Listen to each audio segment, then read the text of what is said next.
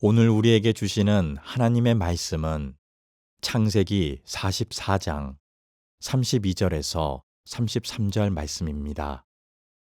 주의 종이 내 아버지에게 아이를 담보하기를 내가 이를 아버지께로 데리고 돌아오지 아니하면 영영이 아버지께 죄짐을 지리이다 하였사오니 이제 주의 종으로 그 아이를 대신하여 머물러 있어 내 주의 종이 되게 하시고 그 아이는 그의 형제들과 함께 올려보내소서.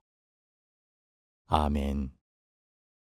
1차 세계대전이 시작되고 얼마 안 된 1914년 벨기에에서 이런 일이 있었습니다. 서로 수십 미터를 그 사이에 두고 영국군과 독일군이 대치를 하고 있었습니다. 그런데 그날은 오늘처럼 크리스마스 이브 날이었습니다. 영국 군인들도 독일 군인들도 생각은 비슷했던 것 같습니다.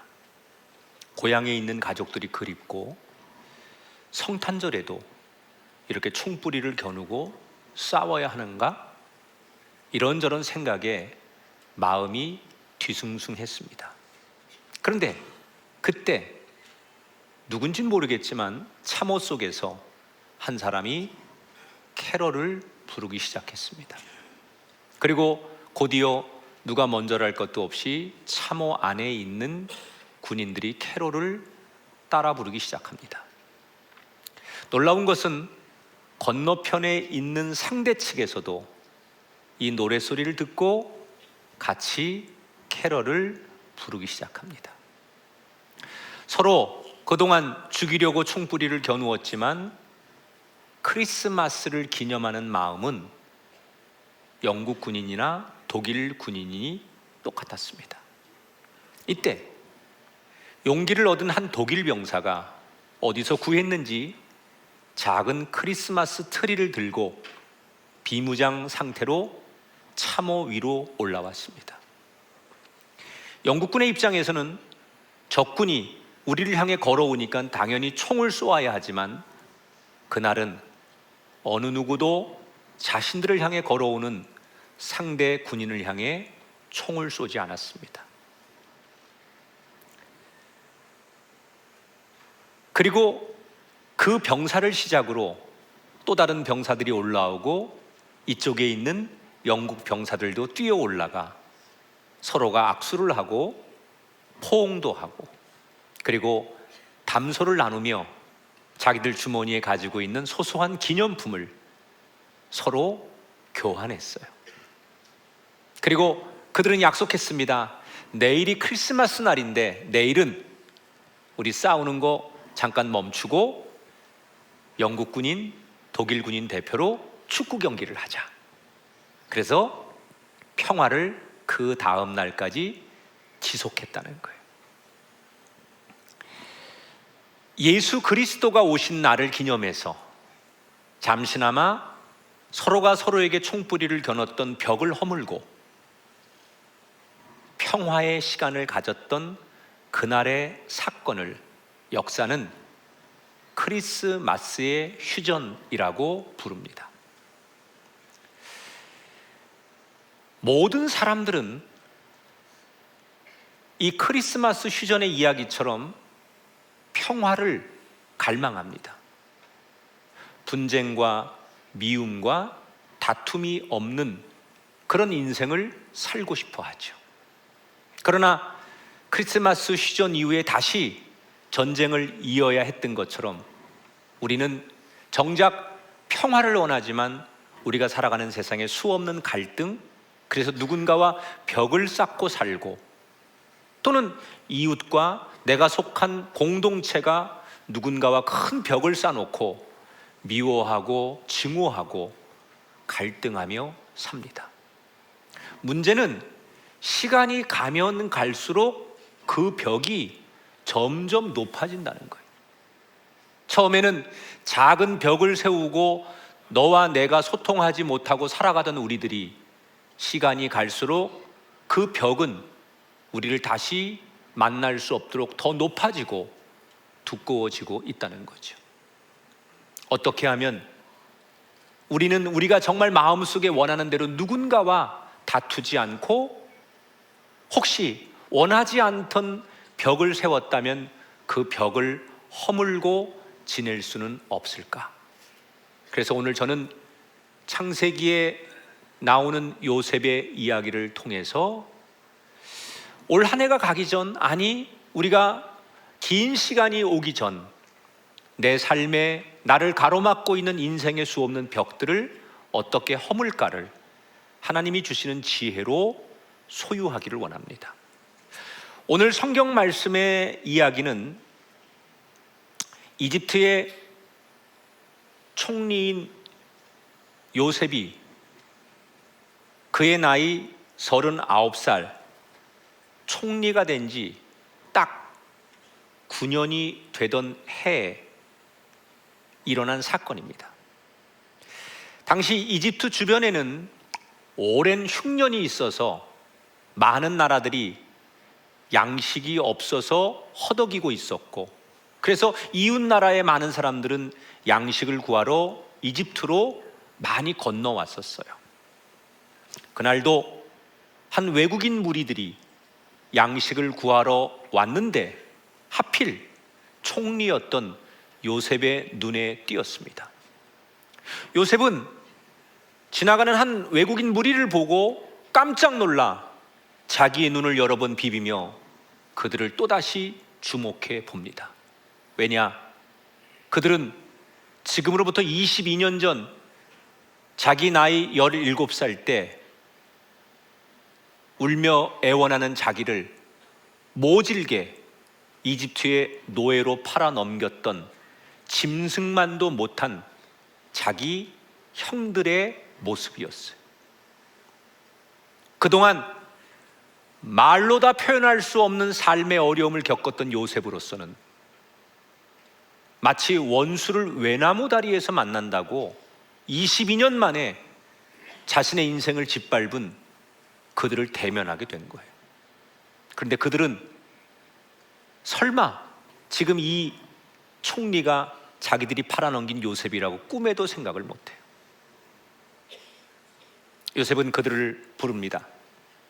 그리고 수상하다 너희들, 이렇게 말하며 마치 무슨 신상 조사가 필요한 것처럼 그런 명목으로 너희들 가족은 어떻게 되느냐라고 은근슬쩍 물어 가족의 안부를 묻습니다.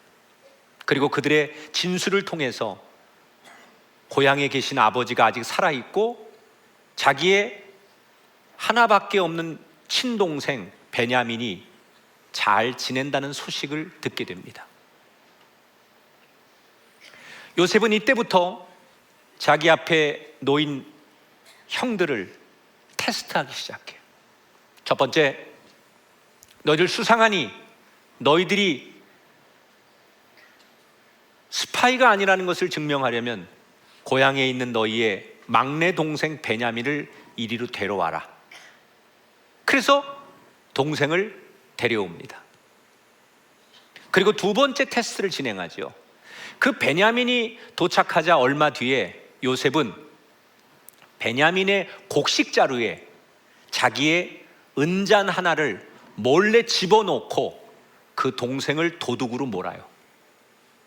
그리고는 도둑질을 했으니 벌을 받아야 된다 그러면서 이 베냐민을 내 종으로 삼겠다라고 선언을 합니다. 요셉은 어떤 마음이었을까요? 22년 전 자기를 그렇게 미워서 죽든 말든 잔인하게 팔아버린 이 형들이 하나밖에 없는 자기의 친동생을 어떻게 생각하는지를 보고 싶었어요. 그런데 깜짝 놀란 것은 22년이 지난 지금 형들은 이전과는 너무나 달라져 있었어요. 그 동생 베냐민을 지키기 위해서 다른 형들이 다 나서서 이 동생은 안 됩니다.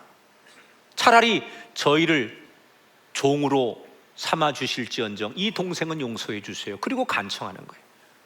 특별히 오늘 성경에는 그 중에 넷째 형이었던 유다가 대표로 그 베냐민을 지키기 위해 몸부림치고 애쓰는 모습이 나와요. 무려 창세기 44장에 17절을 할애해서 그 유다가 동생 베냐민을 변론하는 이야기가 나오는데, 내용은 굉장히 긴 거지만 요약하면 그거예요. 이 막내 동생 베냐민을 여기다 종으로 줄 수 없습니다. 왜냐하면 고향에 계신 우리 아버지가 이 아들 없으면 죽습니다. 그러니 우리 아버지 살리려면 이 동생 보내야 되니 차라리 나를 대신 종으로 삼으시고 이 동생은 보내주십시오. 그런 내용이에요. 많은 성경학자들은 훗날 역사 속에서 이스라엘의 12지파 가운데 유다 지파가 1등 지파가 되게 하는 결정적인 계기가 되었던 사건이 오늘 본문의 유다의 이 탄원과 진심이었다, 이런 얘기를 하시는 분이 있어요. 저는 이 얘기를 묵상하면서 지금 우리 부모 세대가 지금 내가 어렵지만 믿음을 지키고 힘들지만 그저 내 이 주의를 사수하고 신앙을 지키는 이 결단이 먼 훗날 내 후손들의 운명을 바꿀 수 있구나. 나 편하자고, 나 쉽게 살자고 살아가는 부모가 아니라 나 힘들고 버겁지만 믿음을 지키고 기도하고 오늘도 하나님 앞에 엎드리는 내 모습이 먼 훗날 내 후손들의 운명을 바꿀 수 있다는 사실을 우리 모두 꼭 기억하게 되기를 바랍니다. 자, 그런데 여기서 그 자기 동생을 위해서 탄원하는데 가장 결정적인 대표 구절이 성경에 하나 등장하죠. 그게 27절, 28절이에요. 뭐라고 유다가 얘기를 하느냐? 우리 아버지가 우리에게 이르되 너희도 알거니와 내 아내가 내게 두 아들을 낳았으니 하나는 내게서 나갔으므로, 이런 얘기를 해요. 이게 무슨 얘기냐면 아버지 야곱이 늘 아들들한테, 주변 사람들한테 이렇게 말하는 거예요. 내 아내가 두 아들을 낳았는데, 정말 야곱은 두 아들만 낳습니까? 도표를 한번 보세요. 야곱은 12아들을 낳았거든요. 부인이 총 4명이에요. 이걸 너무 부러워하는 분이 있어요. 야곱이 다시 태어나면 네가 살아봐 그럴 거예요. 그런데 레아, 빌하, 실바, 라헬 등장하잖아요. 요셉은 4번째 부인인 라헬이 낳은 두 아들 중에 첫째지요. 그리고 베냐민이 자기의 친동생이에요. 근데 이 야곱이 뭐라고 말하느냐? 부인이 넷이 있는데 내 아내는 라헬밖에 없고 내가 진짜 아내로 생각하는 사람은 라헬이고 그 라헬을 통해서 태어난 아들 둘이 내 아들이다. 근데 그 중에 하나가 22년 전에 생사를 알 수 없이 들에서 날짐승들에게 잡혀 먹었는지 없어졌고 이제 아들이 하나 남았다. 그 이야기를 야곱은 평생 다른 아들이 듣는데, 다른 부인이 듣는데 늘 그 얘기를 했다는 얘기예요. 자, 지금 이 이야기를 총리 앞에서 하고 있는 유다는 넷째 형이라고 그랬잖아요, 요셉의. 그러면 이 유다는 어떤 생각이겠습니까? 자기 친엄마는 평생 아버지에게 한 번도 아내로 사랑받거나 인정받지 못한 한많은 여자예요. 그런 어머니를 보면서 자기도 아버지의 사랑을 받지 못하고 아버지의 아들로서 인정받지 못하고 산 아들이에요. 법적으로는 내 아버지고 우리 어머니가 아버지 아내지만 이미 마음속에 아내로 인정하지 않고 진짜 사랑하지 않고 그래서 진짜 아들이라고 인정하지 않는 서자처럼 살아온 기구한 운명이 유다와 다른 형제들이에요. 이 아픈 상처를 지금 유다가 말할 수 없는 고통의 이야기를 꺼내는 거죠. 그리고 자기 입으로 고백하는 거예요. 왜 유다는 어머니의 수치스러운 이야기, 그리고 자기의 한많은 이야기를 자기 입술로 지금 총리 앞에서 이 이야기를 하고 있는 걸까? 이유는 더 중요한 것에 집중하면서 아버지와의 관계 속에 있었던 서운한 벽을 허물기를 위해서였다는 거예요. 사람은 지금 내가 서운한 거, 지금 내가 힘든 거보다 더 중요한 일이 있으면 지금 내가 당하는 아픔이나 지금 당하는 서운함은 문제가 되지 않아요. 지금 여러분들이 내가 힘든 일이 있는데 이거보다 훨씬 더 큰 일을 만나면 지금 힘든 일은 힘든 일도 아니에요. 이 유다에게는 지금 베냐민을 살려야 돼요. 근데 그 베냐민을 살려야 되는 이유가 뭐냐? 아버지가 요셉이 지금 없는 상태에서 유일하게 그 아들 하나 믿고 평생을 살아오는데 그 아들마저 없어지면 아버지가 살 수 없다는 걸 알기에 더 중요한 일이 그거니까 자신의 아픔, 그동안 살아왔던 서러움을 더 중요한 아버지라는 문제로 그 벽을 허물기 시작했다는 거예요. 사람이 앙금이라는 게 왜 생기느냐? 앙금은 뭐예요? 이게 뭐예요? 다물어지지 않는 거죠. 이 앙금이라는 것은 서로가 맞지 않는다 그런 뜻 아닙니까? 딱 맞지 않는 걸 앙금이라고 해요. 근데 우리가 서로 갈등과 미움과 이 앙금이 커지는 이유는 뭘까? 이유는요, 나하고 생각이 다르고 내 주장과 달라요. 그래서 앙금이 생기는데 그냥 그런가 보다 그리고 안 맞네 그리고 툭 놔버리면 앙금이 더 커질 리가 없어요. 근데 문제는 갈등과 앙금을 가지고 내 주장이 맞고 내 생각이 맞고 내 이야기가 맞아 라는 상대를 이기려고 하는 생각 때문에 앙금이 커지는 거예요. 나하고 안 맞는데 저 사람 이거 안 맞는구나 그리고 잊어버리면 앙금이 없어요. 그런데 굳이 저 사람 만날 때마다 내 생각이나 내 주장으로 저 사람을 한번 내가 눌러야지, 내 주장이 맞는 것을 증명해야지, 이렇게 되면 그 갈등과 앙금이 만날 때마다 볼 때마다 점점 더 증폭되고 커진다는 얘기예요. 그래서 조직 관리를 연구하는 학자들은 갈등을 해소하는 방법 중에 하나로 공동의 목표를 그들에게 제시해서 상호 협력하는 일들을 하도록 해라 이런 얘기를 해요. 중국의 고사성어 가운데 오월동주라는 말이 있죠. 옛날부터 서로 원수처럼 지내는 오나라와 월나라 사람이 어느 날 같이 배를 타고 가다가 강을 건너다가 큰 풍랑을 만났대요. 배가 뒤집히려고 하니까 쳐다보지도 않는 원수지간이지만 오나라 사람, 월나라 사람 서로 협력해서 필사적으로 배를 지켜낸다는 이야기예요. 지금 나하고 이 사람하고 뭐 사이 안 좋은 거 이게 중요한 게 아니에요. 살아야 돼요. 배를 지켜야 돼요. 더 큰 목표가 있고 더 큰 일에 집중하니까 우리의 사이 안 좋은 감정은 문제가 되지 않더라는 거예요. 대개 우리가 남도 아닌 가족이 원수가 되는 경우가 있어요. 부부끼리 또는 같은 혈육끼리. 여러분, 멀리 있는 사람, 나하고 상관없는 사람하고 갈등하는 게 아니라 우린 대개 나하고 가장 가까운 곳에 있는 사람들하고 갈등을 하잖아요. 그래서 어느 날부터 같이 사는 집에서 서로 말도 안 하고 쳐다보지도 않고 공감하지 않고 벽을 쌓고 사는 거예요.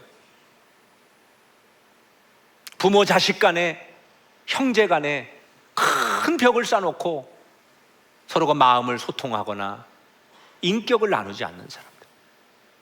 이거 어떻게 해야 됩니까 도대체? 원리는 같다는 거예요. 원리는. 지금 그것보다 더 중요한 일이 뭔가를 자기가 찾아내야 돼요. 저희 교회에 여자 권사님 중에 제가 굉장히 신뢰하는 분이 있어요. 이분은 우선은 평생 신앙생활을 너무너무 잘하세요. 그리고 이분에게 어떤 일을 맡기면 걱정이 안 돼요. 왜냐? 이분은 성품도 어진 데다가 책임감이 강하고 지혜로워서 어느 부서에 들어가도 이분이 셀을 맡거나 교구를 맡거나 선교회를 맡거나 어떤 파트에 들어가서 이분이 뭘 하면 거긴 다 잘 돼요. 부흥돼. 그리고 사람들이 다 서로가 이렇게 좋은 마음으로 돌아서게 만들어. 늘 그렇게 베풀고 항상 교회를 대신해서 많은 일을 하는 이 권사님을 저를 비롯해 많은 사람들이 신뢰를 해요. 그런데 이렇게 열심히 하던 권사님이 어느 날 교회에서 잘 보이지도 않고 모든 사역들을 조금씩 줄여가면서 잘 안 하는 거예요. 그래서 왜 그 권사님이 그렇게 열심히 하던 분이 무슨 일이 있어서 그러냐? 그리고 알아봤더니 이분에게 근자에 가정사가 좀 있는데, 이분은 세 자매가 있는 집의 막내로 태어난 거예요. 아들 없이 세 자매만 있었는데 서로 우애가 좋았어요. 그런데 친정 엄마가 연세가 많아 어느 날 치매를 앓기 시작하면서 상황이 달라지기 시작했어요. 치매가 점점 심해지고 이제는 정말 그 어머니를 완전히 24시간 케어해야 되는 상황까지 오니까 처음엔 첫째 언니가 친정 엄마를 모시고 있다가 첫째 언니도 나이가 많아지고 힘드니까 도저히 감당을 못해서 둘째 언니가 이 어머니 친정 엄마를 케어했는데 이것도 안 되는 거예요. 그래서 결국 우리 권사님인 막내딸이 친정 엄마를 케어하기 시작했어요. 그런데 이 셋째 딸도 힘든 거죠. 그래서 원래 자기들끼리는 이렇게 뭐 예를 들어서 엄마를 이렇게 우리가 돌아가면서 케어하고 뭐 비용이 들면 이렇게 얼마씩 내서 그렇게 하자. 딸들이서 그렇게 할 수 있는 거잖아요. 그런데 이게 딱 그렇게 안 맞아지는 거예요. 뭐 예를 들어서 첫째 언니, 둘째 언니가 무슨 뭐 집안에 무슨 일이 있거나 아파서 어머니를 모셔가야 될 때 제때 모셔가지 못하고, 또 이렇게 좀 뭐가 핀트가 안 맞으니까 이제는 가족들이 불평이 생기는 거예요. 남편이 또는 딸이 아니 왜 당신 언니들은 왜 그래? 약속 안 지키고 엄마 왜 엄마만 이렇게 혼자 바보처럼 살아? 뭐 이러면서 이런저런 얘기 하다 보니까 속상한 거예요. 그래서 그 우애가 좋던 세 자매가 자기들끼리 친정 엄마 때문에 갈등이 생긴 거예요. 그 엄마를 모시면서 일단은 엄마가 계시니까 교회 와서 뭘 봉사하거나 신앙생활을 못 하는 거예요. 그리고 마음도 기쁨이 없는 거예요. 언니들과 그런 갈등이 있으니까. 제가 그 내용을 알고 이제 어느 날 이 교회에서 우연히 봤어요. 그래서 아이 권사님 친정 엄마 모시느라고 많이 힘들죠? 그랬더니 깜짝 놀라시는 거예요. 목사님 어떻게 하세요? 나는 다 알아. 그래 얼마나 힘드세요? 그랬더니 목사님 기도해 주세요. 엄마를 모시는 것도 힘들지만 마음이 힘들어요. 그래요. 제 권사님한테 그랬어요. 어떻게 하면 좋을지 고민하는 이 권사님에게 제가 물어봤어요. 권사님, 지금 권사님이 지금 상황에서 제일 중요한 게 뭐예요? 그랬더니 우리 친정 엄마죠. 그래요. 그래요? 제일 중요한 게 그거라면 다른 거 생각하지 말고 엄마만 잘 모시세요. 그동안 봉사했던 거, 교회생활 열심히 했던 거 조금 줄여도 돼요. 그리고 지금 엄마가 살아있을 때 얼마나 더 살지 모르지만 그 엄마를 잘 모시는 게 제일 중요하면 언니들한테 섭섭하고 뭐 이런 거 나중 문제고 지금은 제일 중요한 그 일에만 집중하세요. 그냥 권사님이 언니들한테 전화해서 엄마 남은 생에 내가 잘 모실게 라고 먼저 이야기하세요. 그런데 이 권사님이 정말 제 얘기를 듣고 그렇게 순종을 하셨어요. 덕분에 언니들하고 불편했던 관계가 다 풀렸어요. 그리고 그 얘기한 이후에 한 1년 얼마 있다가 어머니가 천국으로 가시고 장례를 잘 마쳤어요. 만약에 그때 그 권사님이 섭섭한 자신의 감정을 언니들에게 계속 쏟아내고 가족들에게 쏟아내서 그 벽을 치고 그렇게 살았으면 지금까지도 그 벽은 서로를 만나지 못하는 벽이 됐을 거예요. 그때 그냥 그래 엄마만 생각하자, 그리고 제일 중요한 문제로 딱 붙들었기 때문에 그 언니들에게 섭섭했던 벽을 허물고 그 언니들과의 관계도 회복하고 원 없이 엄마를 모셨다는 얘기. 예수님께서 자신을 배신한 제자들을 용서하시고 다시 부르신 이유가 뭡니까? 그거는 인류 구원이라고 하는 더 중요한 목표가 있었기 때문에 개인적인 섭섭한 관계의 벽을 허물고 그들을 다시 부른 거예요. 저는 이 예수님의 이야기나 오늘 성경에 등장하는 유다의 이야기가 성경에만 나오는 이야기가 아니라 지금 우리들에게 살아있는 스토리가 되기를 주님의 이름으로 축원합니다. 사랑은 함께 같은 곳을 바라보는 것이다. 멋있잖아요? 내가 한 얘기가 아니에요. 어린 왕자에 나오는 구절이에요. 사람이 지금보다 더 중요한 것을 바라보면 우리가 세워놓은 그동안의 별것 아닌 벽들은 얼마든지 허물 수 있다는 거예요. 저는 사람을 평가할 때 언젠가부터 그 사람의 외모나 그 사람이 일하는 직업이나 이런 것보다 더 중요하게 보는 게 있어요. 그 사람의 언어. 얼굴만 이쁜 게 중요하지 않아요. 마음만 이쁜 게 중요하지 않아요.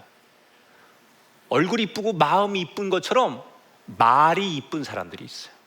참 같은 말을 해도 어쩌면 그렇게 이쁘게 하고, 같은 말을 해도 어쩌면 그렇게 상대에게 그 위로를 주는 말을 하는 사람이 있어요. 저는 오늘 성경에 등장하는 유다가 그런 사람이라고 생각해요. 같은 말을 해도 참 말을 너무 이쁘게 하잖아요. 그 말이 그 원한을 가지고 있는 요셉의 그 22년 동안의 한의 벽을 허물게 하고 모든 사람들의 벽을 허물게 하잖아요. 여러분의 입술이, 여러분의 삶의 걸음이 유다처럼 열매 맺게 되시기를 주님의 이름으로 축원합니다. 자, 유다는 베냐민을 살리기 위해서 지금 이집트의 총리에게 눈물로 간청을 해요. 그때 유다만 울었겠습니까? 그 옆에 있는 다른 형제들도 다 통곡을 하는 거예요. 그 얘기를 들으면서. 그리고 지금 자기가 요셉이라는 신분을 감추고 만나고 있는 형들 앞에 있는 요셉도 그 이야기를 들으며 참으려고 해도 눈물을 참을 수가 없어요. 그래서 신하들을 다 내보내고 그 형제들만 있는 곳에서 요셉도 드디어 펑펑 울면서 형님들 나를 잘 보십시오. 내가 바로 요셉입니다. 그리고 자신의 정체를 드러내고 그 형제들과 포옹하고 모든 걸 용서하고 그리고 서로 함께 살아갈 것을 약속하며 오늘 이야기가 끝나요. 자, 이 본문에서 요셉이 드디어 자기의 신분과 정체를 드러낸 것에 대해서 우리는 당연하지 이렇게 생각하지만 사실 당연하지 않아요. 왜냐하면 지금 요셉은 말도 못하는 과정 속에서 이집트의 총리가 된 거예요. 정치적인 자기를 견제하는 사람들, 백성들에게 신망, 여론 이런 걸 생각하면 자기가 한낱 양식을 구하러 온 옛날 자기의 형제들에게 저렇게 개인적인 감정으로 만나는 게 결코 정치적으로 득이 되지 않아요. 그러면 그냥 형제들은, 자기 아버지와 형제들은 다 먹고 살게끔 뒤에서 편리를 봐주면서 자신의 신분을 드러내지 않아도 일거양득이 될 수 있잖아요. 자신의 입장만 생각하면 위험을 감수하지 않고 자기 신분을 안 드러내는 게 좋은 거예요. 그런데 요셉은 자기 신분을 다 드러내요. 어떤 손해가 생길지, 어떤 정치적인 위험이 올지 알면서도 내가 바로 그 요셉이라는 것을 만천하에 드러냅니다. 왜 그랬느냐? 이유가 있어요. 오늘 45장 3절에 요셉이 마지막 울면서 자기의 신분을 드러낼 때 마지막으로 외쳤던 이 외마디 속에 들어있어요. 이게 무슨 얘기예요? 형님들, 나는 요셉이라, 내가 요셉입니다. 그러면서 마지막에 뭐라고 그래요? 내 아버지께서 아직 살아계십니까? 아버지가 살아계신 것을 확인한 거예요. 아버지의 안부를 묻는 거예요.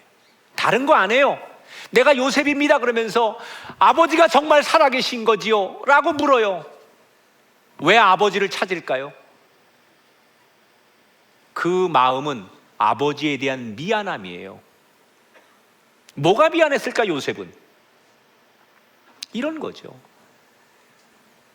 요셉은 그동안 내가 한 많은 인생을 살고 내가 겪은 고통만 생각했지, 내가 죽었다고 생각하고 나를 잃어버린 그 아버지의 마음, 자식을 잃으면 가슴에 묻는다는 그 말처럼 내가 힘든 인생을 고통스럽게 산 것만 나는 생각했지, 아버지가 지난 22년 동안 어떻게 살았을지 아버지의 마음을 한 번도 헤아린 적이 없었던 거예요. 그런데 지금 형들하고 주고받는 얘기 속에 그 아버지가 내 아들이 딱 둘밖에 없다, 그 중에 한 아들은 사라져버렸고 하나밖에 없는 아들, 이 베냐민을 늘 이야기하면서 자기를 그리워하고 지난 22년 동안 자신을 가슴에 묻고 한많은 인생을 살았던 아버지 얘기를 듣는 순간, 나도 나지만 내 아버지가 어떤 인생을 살았을까? 얼마나 한많고 얼마나 고통스러운 인생을 살았을까? 그걸 알게 된 거예요.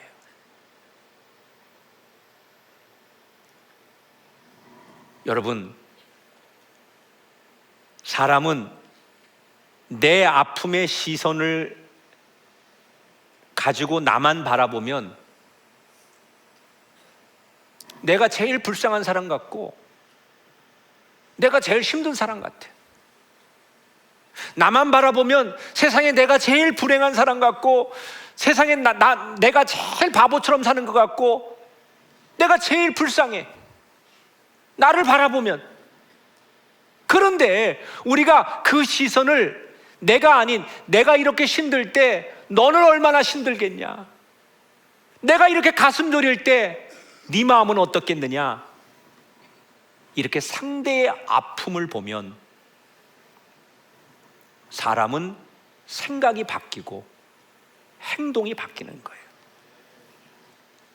내 아픔만 보지 말고 상대의 아픔을 조금 볼 수 있는 시선, 우리의 시선을 어디에 두느냐는 우리의 자유예요. 그러나 너무 자기만 보는 사람이 아니라 내가 이렇게 힘들면 그 사람은 얼마나 힘들까, 이게 우리에게 평생 넘을 수 없는 벽을 허무는 길이 되더라는 거예요. 뭐 제 나이쯤 된 사람들은 다 시대적으로 다 고생하며 살았어요. 지금처럼 넉넉한 시대가 아니니까. 근데 저는 조금 더 하고 싶은 공부, 내가 기본적으로 받아서 누리고 싶은 것을 충족하지 못했으니까 조금 남들보다도 평균 이하로 조금 더 혜택을 못 받고 고생한 사람 중에 하나예요. 그래서 한때는 어릴 때나 학창시절에 왜 난 이렇게 가난할까? 왜 우리 어머니 아버지는 이렇게밖에 못 사나? 왜 내가 이런 곳에 태어나서 내가 좀 더 내 꿈을 이룰 수 있는 환경이 아닐까? 이런 거에 대한 원망이 있었어요. 나도 조금 더 이렇게 내가 하고 싶은 거 조금만 더 지금보다 나은 환경이면 좋을 텐데 하고 싶은 공부도 내 마음대로 못하는 이런 곳에서 내가 살아야 되나? 이런 부모님 밑에서 있어야 되나? 이런 원망이 어릴 적 제 마음에 있었어요. 그런데 이제 제가 결혼도 하고 목사가 되고 부모가 되어 보니, 자식을 낳고 보니 그동안은 내가 고생하고 내가 인생을 혼자 개척하며 살아온 인생에 대해서 내가 때로는 치근하기도 하고 내가 그렇게 고생했다는 거에 대한 위로를 나한테만 하고 살았는데, 어느 날 부모님을 보고 내가 부모가 되어 부모를 보니까 내가 그렇게 힘들어할 때 부모는 어땠을까? 그렇게 몸부림치며 살아가는 나를 뒤에서 보면서 아버지 어머니 마음은 어땠을까? 그래서 제가 몇 년 전부터 세상 없어도 토요일 저녁에는 꼭 부모님하고 식사를 해요. 이제는 거동을 못 하세요. 그래서 꼭 누군가가 옆에서 도와드리지 않으면 걷지 못하는 어머니 아버지를 꼭 모시고 제가 특별한 일이 없으면 토요일 저녁은 부모님과 식사를 하는데, 뵐 때마다 이분들이 나를 바라보면서 가졌던 아픔, 미안함, 이런 것들이 얼마나 많았을까. 그게 이제야 보이는 거예요. 그러니까 그게 보이니까 뭐 내가 어릴 때 고생하고 내가 정말 공부하는데 등록금 한 번 부모님이 대주지 못한 거에 대한 서러움, 이런 건 하나도 없어요. 그냥 아프지 않고 건강하게 살다가 천국 가셨으면 좋겠다. 그 마음밖에는 부모에 대해서 원망, 이런 게 하나도 없더라니까요. 우리 모두 너무 내 아픔만 바라보니까, 상대의 아픔을 헤아리지 못하니까 내가 세운 벽이 점점 높아지고 커져서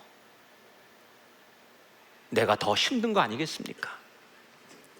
혼자 가면 빨리 갈 수 있습니다. 그러나 함께 가면 오래 갈 수 있지 않습니까? 어떤 이유에서든 우리 모두는 관계의 벽을 만들면 안 돼요.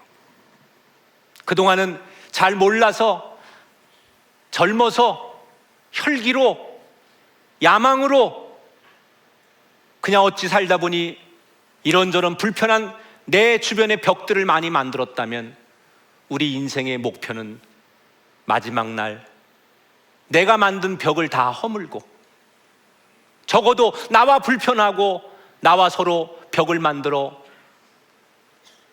볼 수 없는 관계로 만들었던 모든 관계의 벽을 다 허물고, 그저 내 주변에 평평한 길만 있는 그 인생 속에서 하나님께 돌아갈 수 있는 저와 여러분의 삶이 되기를 축복합니다. 이태리의 라졸라티 교수가 이런 실험을 했어요. 전혀 웃지 않는 사람에게, 웃을 일이 없는 사람에게 웃는 사람의 그 사진을 쭉 보여주는 거예요. 웃을 일도 없고 웃지도 않는 사람인데 그냥 단지 웃는 사람들의 사진을 계속 보여줬더니, 그리고 얼굴을 관찰했더니, 나는 웃지 않는데 웃는 사진만 보는 것으로도 내 얼굴의 신경세포 가운데 웃을 때 사용되는 신경세포가 움직이더래요. 또 반대로 나는 걱정할 일이 없고 화날 일이 없는데 찡그리고 화나는 얼굴을 한 사진들만 계속 보여줬더니 내 얼굴에 찡그릴 때, 화날 때 사용되는 근육이, 세포가 움직이더라는 거예요. 그래서 라졸라티 교수가 이 실험을 통해서 뭐라고 발표했느냐? 거울 신경세포라는 이론을 발표했어요. 꼭 내가 행복해서 웃어야 웃는 게 아니라, 내가 화를 내서 화를 내는 게 아니라, 내 주변에 웃는 사람들을 자주 접하고 행복한 사람들을 자주 접하면 내가 웃을 일이 없고 행복할 일이 없어도 내 몸은, 내 신경세포는 웃을 때 사용되는 신경세포가 일어나고 사용되더라. 사랑하는 여러분, 억지로라도 웃으세요. 억지로라도. 그러니까 웃는 게 힘들지요? 내가 가르쳐 드릴게요. 웃는 거 이렇게 하는 거, 억지로 웃는 거 어떻게 웃는 거냐면, 나도 배웠어요. 우유 마실 때 쓰는 빨대 있죠? 그렇게 윗입술 아랫입술 이렇게 문다고 생각해요. 이렇게. 그래, 보여드릴게요. 잠깐만요. 그리고 억지로 웃는 거 이런 거예요. 이런 거. 이게 진짜 웃는 게 아닌데, 이렇게 억지로라도 웃으면, 이렇게 해서 인간이 3주 동안을 이걸 지속하면 그게 자신에게 습관이 된대요. 집에 가서 한번 해봐요. 이렇게 이거를 해서 첫 주에는 가족들 앞에 그냥 아침마다 저녁마다 이렇게 해봐. 그러면 다들 여러분 가족이 첫 주에는 그럴 거예요. 근데 두 번째 주쯤 되면 가족들이 회의를 할 거야. 무슨 시설을 알아봐야 되는 거 아니냐? 그런데 이게 세 번째 주 정도 가면 엄청난 효과가 나온다는 거예요. 그때부터는 그냥 이렇게 억지로 웃고 있는 여러분의 모습을 보고 그 가족의 모습을 보고 다른 가족이 전염돼서 여러분 이렇게 하고 있는 얼굴에 자기들도 이렇게 한다는 거예요. 내가 웃을 일이 없어도 웃는 사람 옆으로 가면 행복해요. 여러분 주께로 더 가까이 오십시오. 이 땅의 평화의 왕으로 오신 예수님께 더 가까이 오십시오. 추우면 난로 앞에 가야 되듯이 세상에 배신당하고 누구도 믿을 수 없는 세상 한복판에 그런 사람일수록 난 사람 믿지 않아. 오직 예수님만 믿어. 그 믿음으로 여러분 인생이 회복되고 그 예수님으로 인하여 웃을 수 있는 인생이 아닌 여러분이 그 예수님을 바라보며 웃게 되는 인생으로 변화되는 요셉 같은 가정, 유다의 회복의 가정, 이런 축복이 저와 여러분에게 있게 되기를 주님의 이름으로 축원합니다.